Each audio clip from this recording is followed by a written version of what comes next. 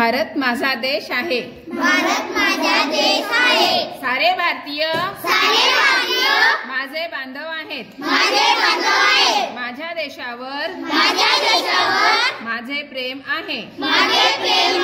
माझ्या देशातल्या समृद्ध आणि विविधतेने नटलेल्या परंपरांचा मला अभिमान आहे. त्या परंपरांचा पायीक होण्याची पात्रता माझ्या अंगी यावी म्हणून मी सदैव प्रयत्न करीन. मी माझ्या पालकांचा, गुरुजनांचा आणि वडीलधाऱ्या माणसांचा मान ठेवीन आणि प्रत्येकाशी सौजन्याने वागेन. माझा देश आणि माझे देशबांधव